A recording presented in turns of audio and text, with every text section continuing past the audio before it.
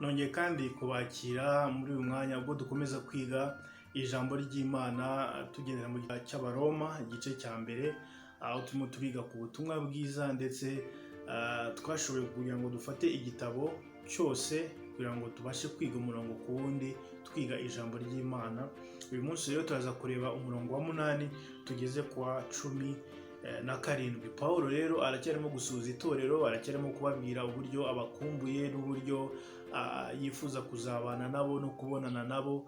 Ariko nanone muri iki gice cy'uyu munsi turaza kureba noneho Paulo atangiye kubumbura gake gake, atangiye kugaragaza umutima n'impamvu yabandikiye. Urabizi iyo wandikiye umuntu urwandiko cyangwa se uyu munsi iyo wandikiye umuntu email cyangwa se urwandiko urwo ari rwo rwose, iyo urangije kubasuhuza no kubabaza uko bari ko bamerewe, utangira noneho kubabwira impamvu wanditse icyo wandikiye. So Paulo nawe rero arimo gukomeza kubabwira uburyo abakumbuye n'uburyo yifuza kubana nabo, n'uburyo yifuza kugenda nabo, kuko muri iki gihe yari atarasura itorero ry'i Roma.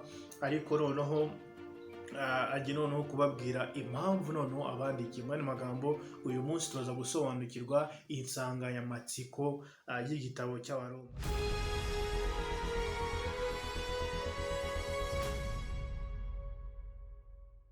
Reka rero dukomeze umurongo wa 8 bivuga ngo irya mbere mwese mbashimiye Imana yanjye muri Yesu Kristo, kuko kwizera kwanyu kwamamaye mu isi yose. Arimo kubwira Abaroma ati kwizera kwanyu ahangaha tugenda tubimenya yuko kwizera kwanyu kwageze hose. Iri torero ry'i Roma ryari rituye i Roma. I Roma niyo yari kapitali y'ibintu byose icyo gihe, kuko iki gihe isi yatwarwaga n'ubwami bw'Abaroma. So rero kuba umuntu yaratuye i Roma, yabaga atuye ahantu hari crucial, yabaga atuye ahantu hakomeye cyane, niho hari centre y'ibicuruzwa byose, niyo hari centre, mbese niho hari abanyabwenge, niho hari abantu bize, abanyamategeko, abantu bakomeye, abatunzi babaga batuye i Roma. Rero n'iri torero ryabaga i Roma rero ku buryo ibyahaberaga byose byahitaga bikwira ahantu hose. Ikintu cyose gihitinze cyangwa se kigiye viral giturutse i Roma cyahitaga gikwira ku isi yose. Rero Paulo aramubwira ngo kwizera kwanyu kwarenze kuba kwanyu gusa, ahubwo noneho isi yose imaze kumenya cyangwa se mumaze kwamamara ku byo kwizera kwanyu. Ndasenga kugira ngo kwizera kwawe kurenge ukubu kwawe. Hari ukuntu dutangira twizera Imana ugasanga ubuzima bwacu, kuko turabizi ko ubukristo ari ikintu kiri personal, turabizi ko ubukristo ari ikintu cy'umuntu ku giti cye, turabizi ko gukizwa ari relationship ufitanye wowe n'Imana.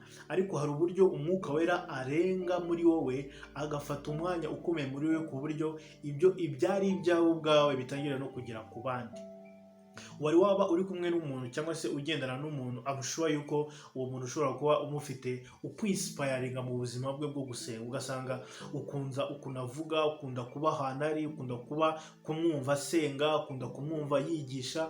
Kubera iki ufashwa nabyo? Ni ukubera ko bishoboka yuko kwizera k'umuntu kwarenga uwe gusa, no kugatangira no kuimpactinga abandi. Rero Paulo arimo kubwira abakristo ngo b'i Roma ati turashima Imana yuko kwizera kwanyu kwamamaye kwarenze kuba kwanyu gusa, none n'isi yose itangiye kubenefisiatinga cyangwa se itangiye kugira inyungu kubera kwizera kwanyu.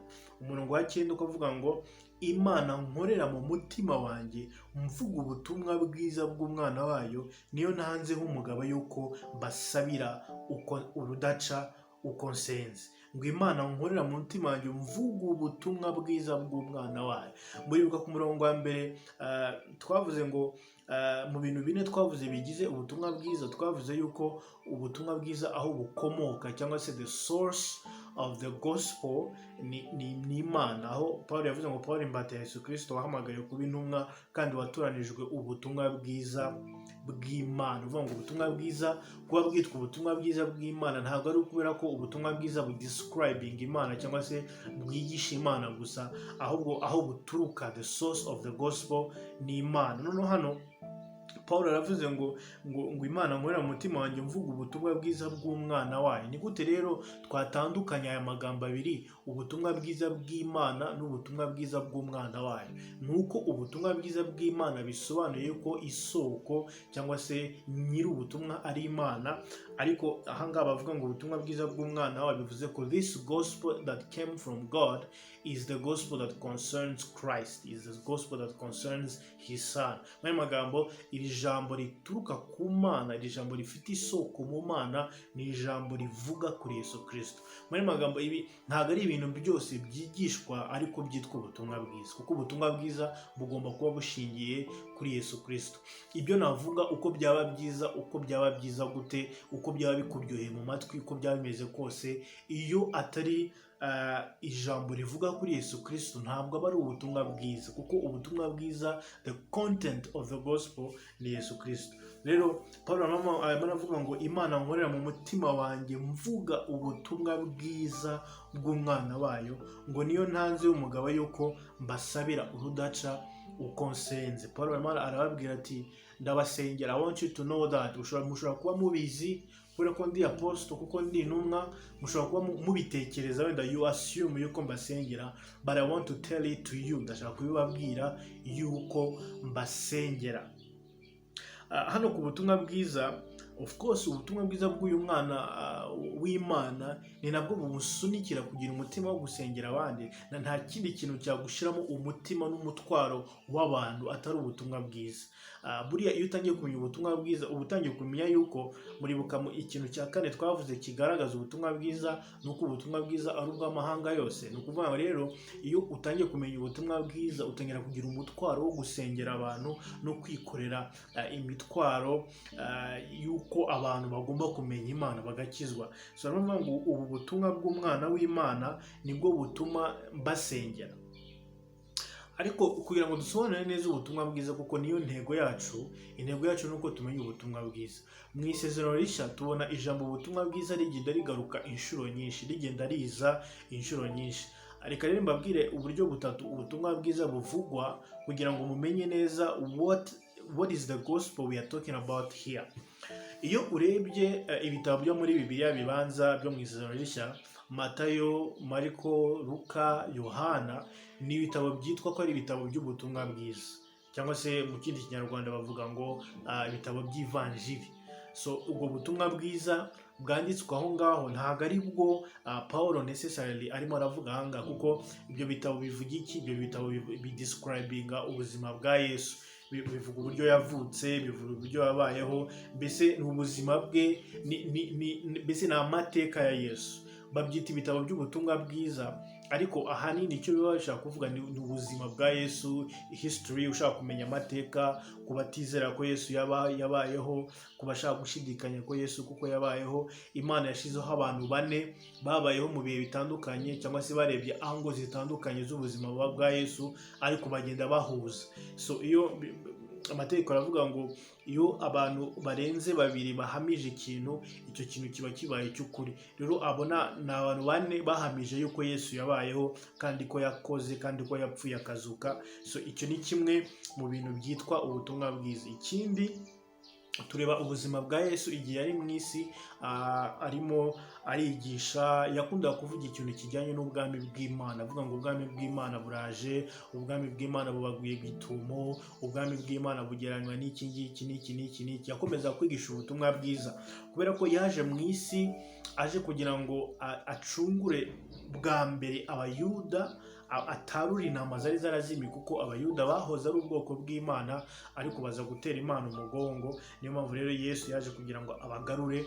Iyo bamwemera rero bakamwakira, bari guhita Yesu yari guhita b'umwami, akima ingoma ye, agakuraho abandi bose. Ariko kubera ko batamwemeye, kuko biravuga ngo yaje mube ariko abe ntibamwemera, byatumye rero Imana yextendinga ubuntu bwayo ikabugeza no ku banyamahanga. So ubwami Yesu yigishaga bwari ubwami buzabaho igihe cy'imyaka 1000, ariko iki gihe turi mu gihe cy'ubuntu bw'Imana. So ubutumwa bwiza bw'ubwami Yesu yigishaga bwari ubutumwa buvuga yuko hari ubwami buzategekwa nanjye, nzaba ndi hano mu isi nicare ku ntebe ntegeke. Ariko ubu bwami, umuntu wabivuze mu cyongereza aravuga ngo the kingdom is here and is not yet. So ubu bwami bw'Imana, kuba dukijwe turi mu bwami bw'Imana, ariko nanone ubwo bwami ntiburazi. burahari ariko nanone ntiburaza. Muri magambo, mu buryo bw'umwuka turi mu bwami bw'Imana, ariko mu buryo bufatika, mu buryo buri physical, Yesu ntaraza gutegeka. So ubwo nabwo ni ubutumwa bwiza. Noneho hakaba ubundi butumwa rero Paul arimo aravuga aha ngaha, ni ubutumwa bwiza bw'ubuntu bw'Imana. Noneho aho burenga kuba ari ubutumwa bukiza abayuda gusa, noneho buba extended no ku banyamahanga. Niyo mpamvu kuri video ishize navuze yuko umuntu wa mbere wabuhawe ari Paulo. So kuvuga ko ari Paulo watangiye kwigisha Yesu, kuko na ba Petero mbere baramwigishaga, na Yesu yavuze ubutumwa bwiza.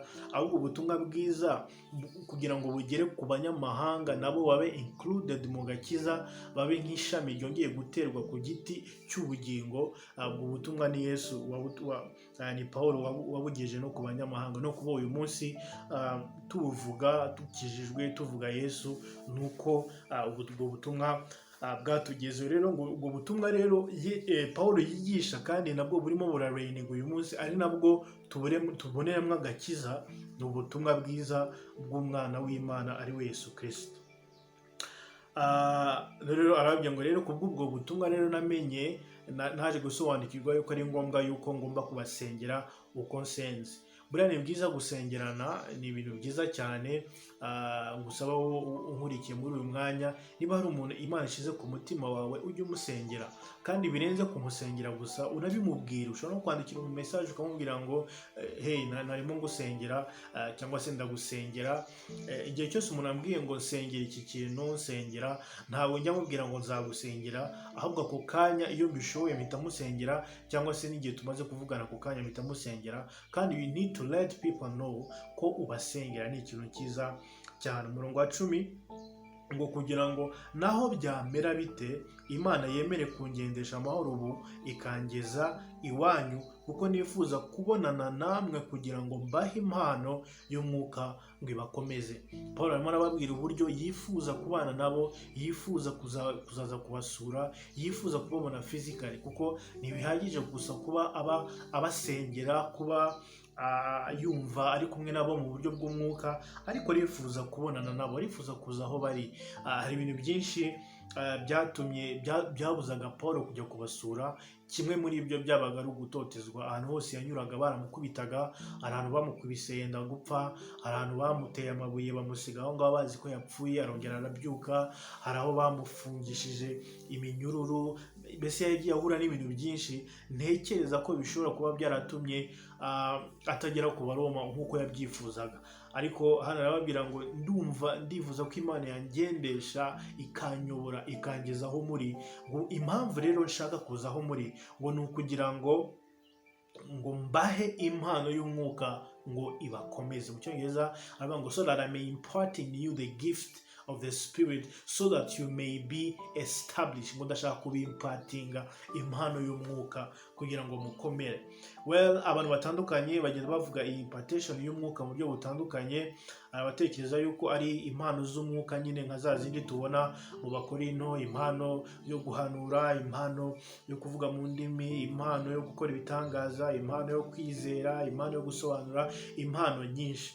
Ariko uko ntekereza nsomye iri jambo, kubera ko yavuze ngo impano y'umwuka ngo ibakomeze, nasanze impano imwe ishobora gutuma abantu bakomera, bagakomera mu kwizera kwabo, ni ijambo ry'Imana. So iyi impartation kuri njyewe arimo aravuga aha ngaha, ni impartation yo kwicarana nabo, akababwira amagambo y'Imana, akabaganiriza amagambo y'Imana. Buriya iyo wicaranye n'abantu ubabwira ijambo ry'Imana, ubigisha, ubabumburira ijambo ry'Imana, uba urimo gukora impartation. Kubera yuko iyi impartation ituma umuntu akomera, irenze gusa kuba warambikaho ibiganza abantu. Kurambikaho ikiganza nabyo ni ikintu, ni sinya iri biblical, ni ibintu tugomba gukora. Ariko ikintu gituma umuntu akomera agashikama, akaba established, ntabwo ari gusa kurambikwaho ikiganza, ahubwo ni ukuba wasukwamo amagambo y'Imana atuma uba established. Rero murababwira ngo impamvu ushaka kuza kubareba nuko nifuza yuko mukomera muba established, nkabasukamo impano y'umwuka, ariyo mpano y'ubutumwa bwiza n'ukuri. 12 ngo tubone uko duhumurizanya, mwebwe nanjye muhumurizwe no kwizera kwanyu, namwe mube muhumurijwe ni ukwangira. Ni ijambo rikomeye cyane. Ibaze Pawulo, umuntu ukomeye, ntari nzi ko ari intumwa y'Imana ikomeye, uburyo arimo kuvuga ko nawe akeneye guhumurizwa. Hari ukuntu tureba abantu basenga, abantu bavuga ijambo ry'Imana, tukumva yuko ari abantu bakomeye, ari abantu batajya bahura n'ibibazo, ariko abantu bose ni abantu basanzwe. Kuba uri kuvuga ijambo ry'Imana ntabwo biba bivuze yuko wagezeyo, ntabwo biba bivuze yuko hari icyo urusha abandi. Pawulo ubwo arimo kuvuga ngo impamvu yindi nshaka kuza kubareba ni uko nshaka yuko muhumurizwa no kwizera kwanjye, ariko nanjye ubwanjye ndifuza guhumurizwa namwe.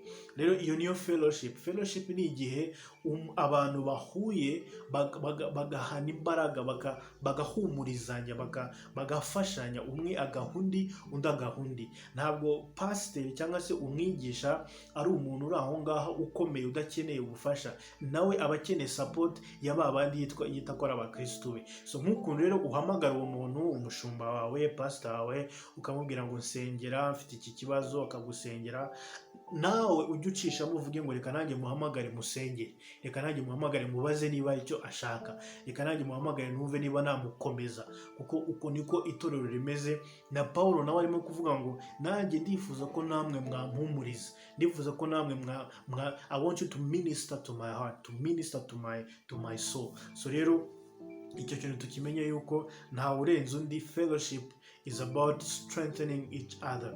So ngo rero ngo muhumurizwe namwe nkuko namwe muhumuriza. 13 ngo ariko bene data, sinshaka yuko mutamenya yuko kenshi nagambiriraga kuza iwanyu ngo mbone imbuto muri mwe namwe nko mu yandi mahanga, ariko ngira ibisibya kugeza na n'ubu. Niko natangiye mbivuga.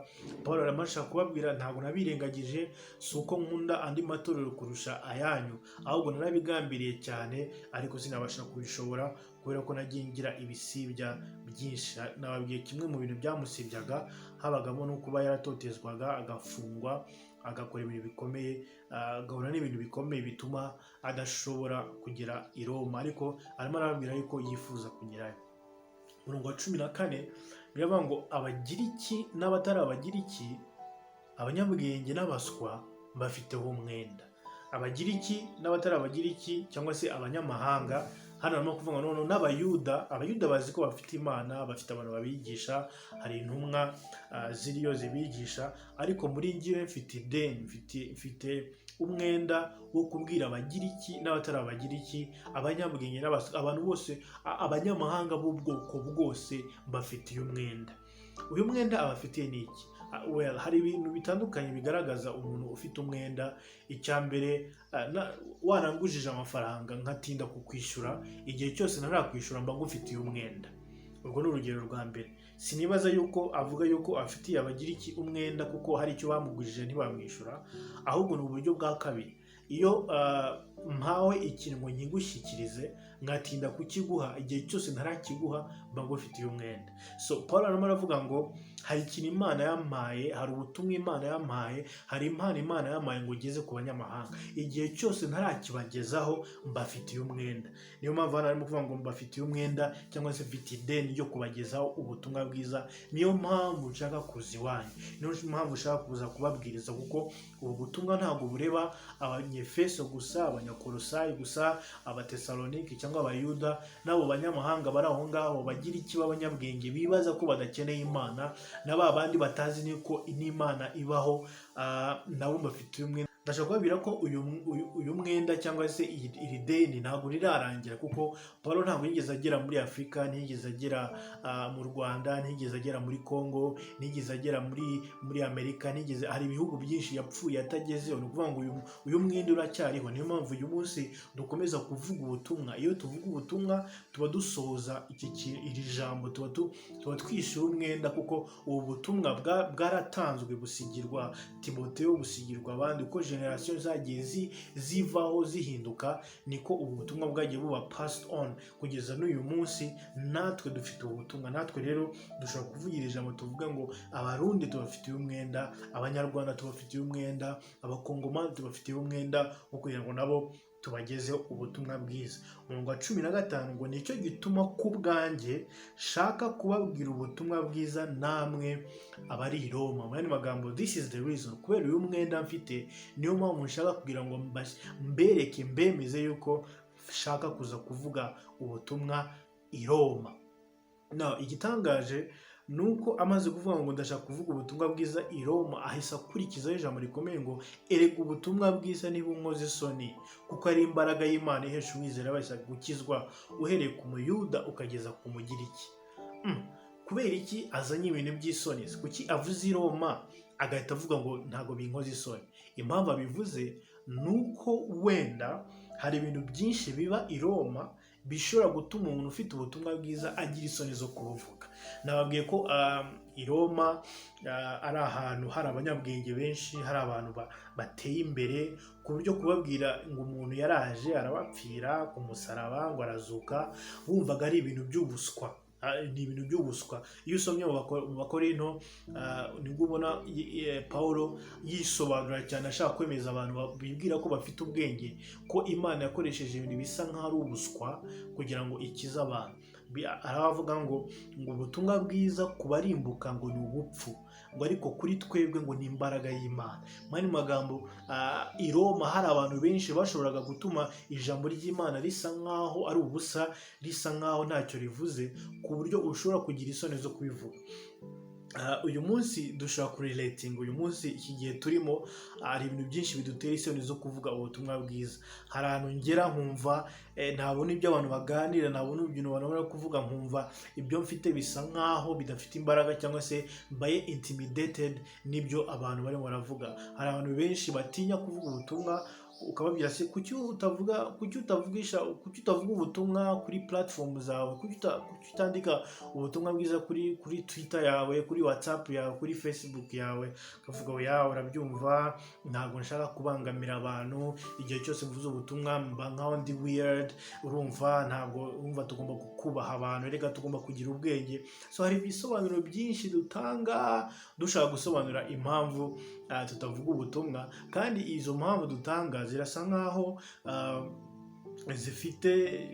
ziri logique, ariko ndashaka kubabwira ikibisasira byose ni uko dufite isoni zo kuvuga ubutumwa bitewe n'ahantu tuvuze. Ariko Paul we arayiruye aravuga ngo reka mbabwire I am 100% sure nta kintu kintera isoni zo kuvuga ubutumwa bwiza, kuko ibyo abagira ikibibwira ko bafite nari mbifite, ubwenge abagira ikibibwira ko bafite nari mfite uburenzo bwabo. Ariko maze kumenya ubutumwa bwiza nta kindi kintu gikomeye nabonye kirusha ubwo butumwa. Avuga ngo erega ubutumwa bwiza ntibunkoza isoni. Reka nihuse mbereke impamvu zigeze kuri 5 zatumaga Pawulo avuga ko adafite isoni. Icya mbere ni uko ubutumwa yari afite ari inkuru nziza, ngo erega ubutumwa bwiza ntibunkoza isoni. Iki rero cya mbere cyatumaga Pawulo avuga ngo nta soni mfite, ni uko yari azi ko icyo yikoreye, icyo afite ari inkuru nziza. Ubaye ufite umuti wabuze ahantu hose, ukaba ufite umuti ushobora gukiza abantu, wagira isoni zo kuwutanga? Ubaye ufite inkuru nziza yaruhura amahanga yose n'isi yose, wagira isoni zo kuvuga iyo nkuru? Rero impamvu adafite isoni ni uko afite inkuru nziza. Ndashaka kukubwira uyu munsi yuko nusobanukirwa yuko ubutumwa bwiza ari inkuru nziza ishobora guhindura ubuzima bw'abantu, ishobora gukiza umuntu, ikamukura mu mwijima ikamujyana mu mucyo, ikamukura mu byaha ikamujyana mu mudendezo, ikamukura mu nzira yo kurimbuka ikamujyana mu nzira y'ubugingo, ntabwo uzagira isoni zo kuvuga ubutumwa bwiza. Ahari ikintu gituma ugira isoni, ikintu gituma utagira confidence yo kuvuga ubutumwa, nuko utaramenya yuko ari inkuru nziza. Ariko impamvu cyangwa se intego y'izi nyigisho z'igitabo cy'Abaroma ni ukugira ngo nguhe conviction, nguhe confidence yo kumenya yuko kuba waragiriwe amahirwe yo kugira ubutumwa bwiza, you have something that the world needs, you have something that your friends don't have. Ufite igisubizo isi ikeneye. Rero impamvu ya mbere ni uko ubutumwa bwiza ari inkuru nziza. Icya kabiri ngo kuko ari imbaraga y'Imana ihesha uwizera wese gukizwa. Ngo icya kabiri impamvu ituma Pawulo atagira isoni zo kuvuga ubutumwa bwiza, ngo nuko ari imbaraga y'Imana, nibwo bushobozi bw'Imana. Ni imbaraga. Ibaze utunze imbaraga z'Imana wagira isoni? Ntabwo abona impamvu rero zo kugira isoni, kandi icyo afite ari imbaraga y'Imana. Abantu bafite imbaraga zitandukanye, abantu bishingikiriza ibintu bitandukanye, abantu bafite confidence mu bintu bitandukanye, ariko wowe ufite ikirenze icyo abantu bafite, ufite intwaro irenze izindi ntwaro. The only tool that God uses to change someone's life is the gospel, kuko niyo mbaraga y'Imana. Ugiye gukoresha Imana interview uyu munsi mu ijuru, ukayibaza ngo ni irihe banga ukoresha kugira ngo uzane impinduka mu isi, cyangwa se uzane impinduka mu buzima bw'umuntu, kugira ngo uzane impinduka mu muntu wari ufite addiction ku kintu runaka agakira, umuntu wari ubaswe na Satani agakira, umuntu wari ubaswe n'amadayimoni agakira. Imana yagusubiza ngo ni ubutumwa bwiza, ngo kuko ariyo mbaraga y'Imana ihesha uwizera wese agakiza. Abantu benshi bakoresha uburyo butandukanye bashaka imbaraga z'Imana. Njya nkunda kubibona abantu barashaka imbaraga, abantu barasenga bashaka imbaraga, abantu bajya mu misozi bakajya mu buvumo bajya gushaka imbaraga, bamwe barasigaye ubuzima, kuko everyone honestly mu mutima we arifuza imbaraga z'Imana, arifuza kubona imbaraga z'Imana zibasha guhindura. Hari ibintu tunyuramo tukaba dukeneye ikintu kirusha ubwenge bwacu, tukaba dukeneye ikintu kirusha ubushobozi bwacu. Icyo kintu rero nta handi tugisanga, ni mu butumwa bwiza. Abantu benshi rero they are going about and around the gospel bashaka imbaraga handi, nyamara Imana yamaze kuriviringa imbaraga zayo yazibitse mu butumwa bwiza. Ngo rero icya kabiri, impamvu Paulo atagira isoni ni ukumenya ko ari imbaraga y'Imana. N'uyu munsi nawe numenya yuko ubutumwa bwiza ari izo mbaraga zihindura ubuzima bw'abantu, uyu munsi numenya ko ari izo mbaraga zihindura ubuzima bw'abantu, uzabasha nawe kutagira isoni. Icya gatatu, guhesha uwizera wese gukizwa. Mu yandi magambo, ubutumwa bwiza ni ubuntu. Nta muntu wishyura kugira ngo ahinduke, nta muntu wishyura kugira ngo akizwe. Bibiliya ivuga mu Efeso igice cya 2 umurongo wa 8 ngo mwakijwe n'ubuntu kubwo kwizera, ngo ntibyavuye kuri mwe ahubwo ni impano y'Imana, ngo ntibyavuye no ku mirimo kugira ngo hatagira umuntu wirarira. Aka gakiza gaheshwa n'ubutumwa bwiza ntabwo tukishyura, nta nubwo Imana ikaguha ku ideni ngo numara kwishyura itangire kubwira ngo rero umaze gukizwa rero ugomba gutangira kwishyura gahoro gahoro, wishyure uko ushoboye, wishyure. Ari abantu bibaza yuko babaye ubuzima bwo kwishyura agakiza. Hari abantu bibwira yuko amaturo batanga ari ukugira ngo bishyure agakiza batanga. Hari abantu bagira ngo amasengesho basenga ngo ni ukugira ngo bishyure agakiza bahawe. Ariko reka mbabwire hano, ikintu gituma Paulo atagira isoni zo kuvuga ubutumwa ngo nuko ubu butumwa bwiza ngo buhesha uwizera wese, uwo ari we wese wizeye abasha gukizwa. Bihita bihura n'ijambo Yesu yavuze muri Yohana 3:16 ngo kuko Imana yakunze abari mu isi cyane byatumye itanga umwana wayo w'ikinege kugira ngo umwizera wese atarimbuka, ahubwo ahabwe ubugingo buhoraho. Rero ikintu kiri gutuma Paulo atagira isoni zo kuvuga ubutumwa bwiza ngo nuko ari ubuntu. Ahari iyo ubutumwa bugurishwa yari kuzagira ahantu akagira isoni. Iyo ubutumwa butuma umuntu atangiye kuzi runaka yari kugera ku bakene akagira isoni. Iyo wenda ubutumwa bwishyurwa yari kugera ku banyabwenge akagira isoni. Ngo ari kugira gituma agira confidence nuko azi yuko umuntu wari we wese, ukomeye, uworoheje, umukire, umukene, bose uwizeye wenyine gusa abasha kwakira agakiza. Ikindi kintu gituma Paulo atagira isoni ngo kuko muri bwo ari namo gukiranuka kuva ku Mana guhishurwa. Gukiranuka kw'Imana guhishurwa mu butumwa bwiza. Iyi si irimbuwe no gukiranirwa. Abantu barakiranirwa umunsi ku wundi. Iyo ugiye muri serivisi zitandukanye usanga za ruswa, usanga ihohoterwa, ugasanga mbese abantu baragenda bagaragaza gukiranirwa gukomeye. Isi yangijwe no gukiranirwa. Rero abantu bakora uko bashoboye kugira ngo babashe gukosora imyitwarire mibi iri mu isi. Ariko reka nkubwire, hari gukiranuka kw'abantu Imana igufata nk'ubushwambagara, ngo n'ugukiranuka kwanyu ngo kumeze nk'ubushwambagara. Gukiranuka k'umuntu ntabwo gushobora kumutabara. Only the righteousness of God. Gukiranuka kw'Imana konyine niko gushobora kuzana impinduka mu buzima bw'abantu. Rero ngo gukiranuka kw'Imana ntabwo ushobora kukwigishwa mu ishuri. Gukiranuka kw'Imana ntabwo ushobora gukuragwa n'ababyeyi bawe. Gukiranuka kw'Imana ukubona gusa ari uko wemeye ubutumwa bwiza. Gukiranuka kw'Imana ntabwo ari imirimo myiza, ntabwo biterwa n'ibyo uri gukora, ahubwo ni impano y'Imana iguha kubwo kwizera. Biravuga mu Bakorinto ngo kuko utigeze kumenya icyaha Imana yamuhinduye icyaha ku bwacu kugira ngo muri we duhinduke gukiranuka kw'Imana. Rero ku gukiranuka kw'Imana tuguheshwa no kwizera. Uyu munsi uramutse wizeye wakwakira gukiranuka. Imana ikwita umukiranutsi atari uko wabikoreye, atari uko hari icyo wakoze, ariko kubera ko wizeye. Imana yafashe gukiranuka kwayo iguhindura impano iha umuntu wese ubashe kwizera. Ibaze umunsi umwe gusa nta kintu wakoze, wiriwe uri umunyabyaha, ariko kubera kwizera rimwe gusa bikaba birahindutse, ukabahindutse gukiranuka kw'Imana. Ntibivuze yuko urekera gukora ibyaha cyangwa se urekera gukora ibicumuro, ariko utangira gukura in line of that righteousness. Bureka ngubwire, imirimo myiza myinshi ukora ntabwo ariyo iguhindura umukiranutsi, ahubwo kwizera kwawe kurabanza kukaguhindura umukiranutsi imbere y'Imana, noneho bugatangira ubwo butumwa bugatangira kukwigisha kugendera muri uko gukiranuka kw'Imana iminsi mikeya, igihe gitoya, ugatangira gusa n'uwo Imana yakugizeho. So ibi actions ziza nyuma yo kumenya uwo uriwe, ibikorwa biza nyuma yo kuba yo guhindurwa umuntu mwiza. Rero ngo kuko muri bwo ari namo gukiranuka kw'Imana guhishurwa. Urashaka kumenya gukiranuka nyako, urashaka ku experiencinga gukiranuka nyako, akira ubutumwa bwiza. Rero Paulo arimo aravuga ngo ikintu kije gituma ntagira isoni nuko namenye yuko mu butumwa bwiza arimo gukiranuka kw'Imana guhishurwa.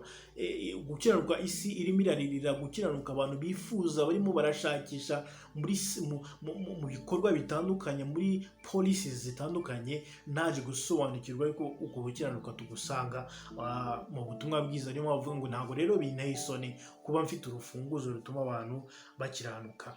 Icyanyuma rero bavuga ngo guheshwa no kwizera kukomezwa nako, nk'uko byanditswe ngo ukiranuka azabeshwaho no kwizera. Ikintu cya nyuma gituma Paulo atagira isoni zo kuvuga ubutumwa bwiza, ngo nuko ubutumwa bwiza iyo bumaze kugera mu buzima bw'umuntu buhita bumuhindurira lifestyle, agatangira kubaho abeshejweho no kwizera, ngo ntabeshweho n'amarangamutima, ntabeshweho n'ibitekerezo, ntabeshweho na five senses. Kuko iyo ubeshejweho na feelings gusa uba mu bwoba, uba mu kwiheba, uba muri anxiety, uba muri depression. Ngo ariko ukiranuka umaze kwakira ubutumwa bwiza ngo abeshwaho no kwizera. He lives by faith. The just shall live by faith. Urashaka kubaho ubuzima bwo kwizera aho udakangwa n'ibigaragara, aho udakangwa n'ibirebesha amaso, ahubwo amaso yawe ahora areba ibitagaragara iby'iteka ryose. Ntabwo ushobora kubaho ubuzima atari uko until wakiriye ubutumwa bwiza bw'Imana. Ibi rero nibyo bintu byatumaga Paulo avuga ngo ubutumwa bwiza ntibunkoza isoni, kuko ubutumwa bwiza, kuko ni imbaraga y'Imana, kuko uwizera wese ashobora gukizwa, kandi gukiranuka kw'Imana kurahishurwa, kandi bituma umuntu abaho ubuzima bwo kwizera. Rero abatizera ubutumwa bwiza nabo hari ibibategereje tuzabona muri video ikurikira, ariko reka mbashimire kuba mumaranye nanjye aka kanya twiga ijambo ry'Imana. Nongera kubashikariza kugira ngo mukomeze mushire imitima yo ku butumwa bwiza, kuko nicyo kintu dusigaranye uyu munsi gishobora guhindura ubuzima bwacu. Ntabwo tuzahindura ubuzima, hari ibintu byinshi dushiraho, principles, steps zitandukanye kugira ngo duhinduke, ariko reka nkubwire, umuntu ataragira encounter n'ubutumwa bwiza, nta chance yo guhinduka ibihari. Rero Imana ibaho umugisha, dukomeze tu interacting. Niba hari ikibazo ufite ucyandike, niba ari comment yari yose utwandikire, ariko mbibutse gukora subscribe kugira ngo nidushyiraho ikindi cyigisho ntuzabashe gucikwa. Imana rero ibaho umugisha. Ngiwe nitwa Arsene Manzi, kandi Imana ikomeze ibiyereke mu izina rya Yesu. Amen.